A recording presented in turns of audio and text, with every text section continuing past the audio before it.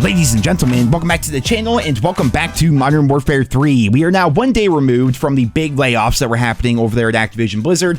1,900 people lost their jobs, which is just so counterintuitive to what Microsoft said they wanted to do with COD.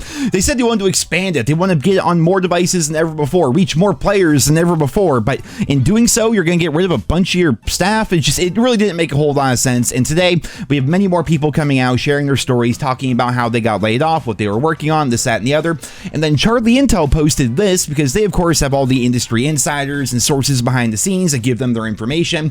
And we see this. Sledgehammer Games lost 30% of their staff. High Moon Studio lost 10% of their staff. Toys for Bob lost over 30%. And then, of course, Treyarch, Infinity Ward, Raven, Solid State Studios, Phoenix, and Demonware had many layoffs as well. Every Call of Duty team saw a reduction in staff. How this affects COD in the future is to be determined. Because, again, going back to it, like here we are in Modern Warfare 3, a game that actually does have a lot of positives, which I will be talking about a bit here in this video, but the game also has a bunch of negatives. Like, you guys see Packet Burst right here, skill-based matchmaking, where my teammates are doing absolutely nothing. The fact that my team never gets backfilled when people end up backing out. Ridiculous stuff like that. Do you think things like that are ever going to be addressed with less people working on it?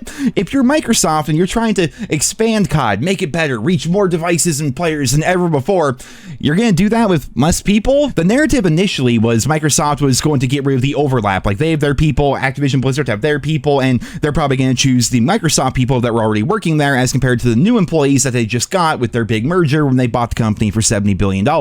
Well, we're not hearing anything about Microsoft employees taking over these vacant jobs at Treyarch, Infinity Ward, Sledgehammer, or anything like that. They just straight up got rid of all these people, and I'm wondering, and of course I'm concerned, what is the rest of Modern Warfare 3 going to be like with Sledgehammer Games losing 30% of their staff? Treyarch had a bunch of layoffs as well. Well, their game is scheduled to come out here this year. Like, how's that going to affect the development in the remaining development of that game? What about COD 2025, which is going to be a sequel to Black Ops 2? Like, right now, everything is up in the air. We don't know how COD is going to be affected by all these changes and the downsizing that went on yesterday. But just like I mentioned in my previous video, losing people always sucks, right? It sucks when people lose their livelihood. I've seen some people say, well, maybe they're just trimming the fat. Maybe they had way too many people working on the game and people weren't doing a good job or whatever. You know, I try to really err on the side of I don't want people to lose their jobs. I mean, in this economy, in this world right now, like, that really does suck. And when these people leave, you know, we don't know exactly what they were responsible for in the game. Like, was this the guy that made some bug or something like that? Like, probably not. Like, is this the guy that came up with skill-based matchmaking and works on it every single day?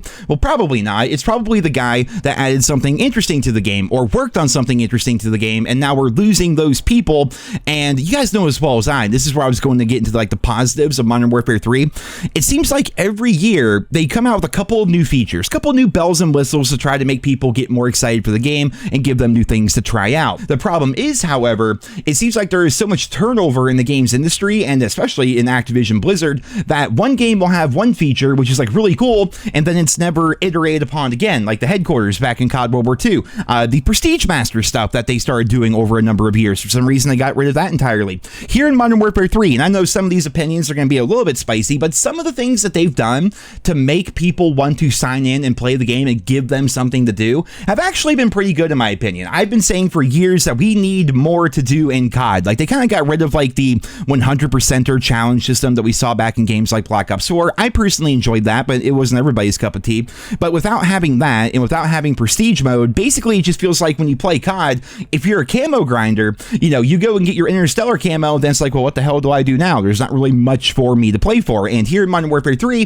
they took steps to address that, right? They took steps to make it so you want to sign in and play the game. You have things to work for, whether it's all the different camo events that have been happening. I think we've had like over half a dozen of them or something like that since the game came out. There's one happening right now, for crying out loud. Whether it's camo event challenges or the weekly challenges, which I think this system here is fantastic. And who knows, maybe the person that came up with this is one of the people that got the axe yesterday thanks to Microsoft. I have no idea, but having these weekly challenges show up every week that you can do in multiplayer, zombies, or Warzone, or any combination of the three, and then you get rewards in the form of aftermarket parts, which are kind of like an iteration upon the operator mods that we had back in Black Ops 4. But regardless, I mean, new attachments come to the game that fundamentally change the gun, and sometimes they're kind of shitty. Sometimes you get like an optic sight that should never exist, like that. You guys know what I'm talking about. Don't ask me the name. It's Jack something, but that optic sight is like freaking terrible. But you have things like the 4-round burst and the Holger. I'm like, well, this actually feels pretty good. I actually kind of really like using this. Or you take the AMR submachine gun gun and then you make it so it has like this dual fire mechanic where 2 bullets come out every single time. Like, it's not the best gun in the world, but it's interesting. So like every week you have these challenges to do and you have these rewards to go for, and at the end of it you get a brand new camo. And then the armory unlock system, I know this was controversial, I know a lot of people didn't like it, but for me it was fun being able to unlock things kind of at your own pace. Like, you could unlock things faster the more you won and the more challenges you did. It encouraged the community to actually try to win games, which I've talked about that in the past. Like, what can they do to try to get people to play the objective in COD? Well, we did see, mostly thanks to skill-based matchmaking, back towards the beginning of the game where people were really trying to win because they were trying to get their armory unlocks. Then you could choose the order at which you can go through your armory unlocks. There were some issues like certain challenges requiring you to use items that you don't even have unlocked yet, but they eventually got that stuff all sorted out, or you could use default classes. Like, having little things like that in the game definitely has made it feel better. And again, going full circle here back to it, this is the kind of thing they put together with the employees that they had working on Modern Warfare 3, which they threw together in like 16 months or something like that. Like, imagine crunching in overtime 16 months just to get laid off at the end of it. Like, I can't imagine how those people feel. I really can't.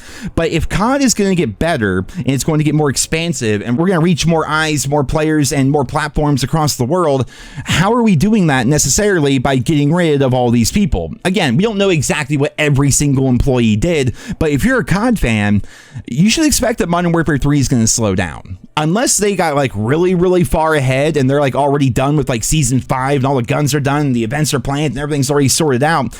They got rid of like all their QA. They got rid of all their customer service. They got rid of 30% of their overall staff, despite the fact that they're working on COD 2027 while also maintaining the live ops here from Modern Warfare 3. So given all these layoffs and everything, I fully expect that Modern Warfare 3 is going to slow down even more in terms of content. I think the updates themselves are going to be worse because they basically have no QA, and it's going to hurt the game in general. But maybe Microsoft's looking at it from the perspective of they make all their money during the launch window, during the honeymoon phase, during the 4th quarter, and maybe they don't care nearly as much about the players that are currently still playing because they already got our money. And why even bother? Treyarch's coming out next year, and they know the COD cycle. Everyone's going to be hyped for Treyarch, the return of real zombies, and Treyarch, of course, this is the longest they've ever had to put together a game. So I don't know what their entire idea behind this is. It's just a really awkward time for Call of Duty as a franchise. It's a very awkward time for the developers and the studios, and it's also a very awkward time for the fans because we don't know what to expect going forward